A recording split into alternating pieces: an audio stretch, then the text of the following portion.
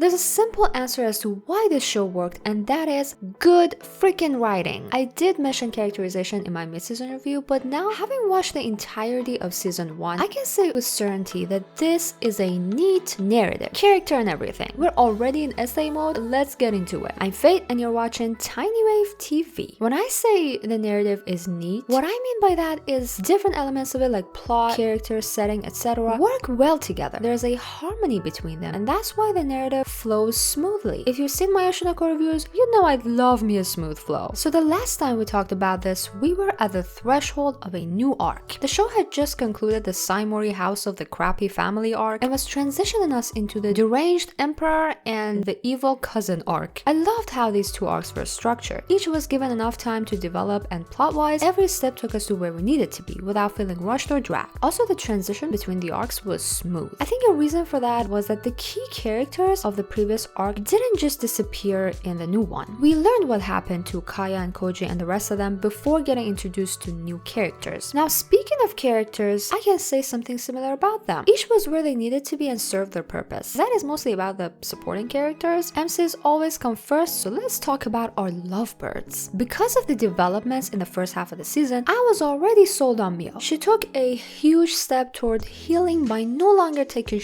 from the stepmother and the cringy sister. There were also hints about her supernatural powers, so I was really excited for that. Girly exceeded my expectations. Through the tough times she had with her powers awakening, some deep issues came to the surface for her. Her relationship with Kyoka was challenged. She had to figure out what family meant and what she wanted from life. All of that culminated in that dream scene where she had to face herself. Every word that was spoken in that scene hurt. This was the voice in her head, which didn't bear around the bush. It was harsh, it was blunt. Watching her moving toward that part of herself, accepting it in order to move on and change, it was touching and beautiful. That change wouldn't have happened if it wasn't for Kyoka. Prince Charming did not disappoint because he wasn't charming all the time. Kyoka was shown as a lifesaver, but not the perfect man. Like that scene in the kitchen when he just rushes to her and grabs her shoulders like that. We know he's just worried and trying to help, but what he says comes out very wrong and he immediately regrets it. It was at this moment that he knew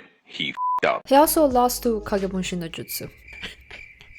I'm kidding, but you know what I mean. He got his flaws, but he's putting in the effort, and that's exactly what matters. That was what touched Mio, encouraging her to believe in herself and all. Two side characters were important when it comes to the MC's development. Yup, the evil cousin gotta come first. As a main antagonist in the second half, he did great, fanning the flames of the drama, but is also, like individually speaking, the most complex antagonist so far. While those of the first arc were driven by greed and were one-dimensional, his driving force was duty and wanting to feel fulfilled. He also changed, when he did that thing to his hair. I was like, oh, he's a changed man. Another one is the sister. Not only did she give new perspectives to Mio about family, she also helped us see Kyoka in a new light as the little brother, that vulnerable side of him. It's really cool to write interesting characters, but what's even better is creating a cast of characters that play well off of each other and have that balance among them. They also make sense in every given point in the plot, making the entire experience of the narrative a coherent one. That's what we got here with My Happy Marriage. I am obviously very excited for season 2. I sure hope they keep up the good work, but till then, here are my ratings for season 1. Leave your thoughts in the comments and see you next time.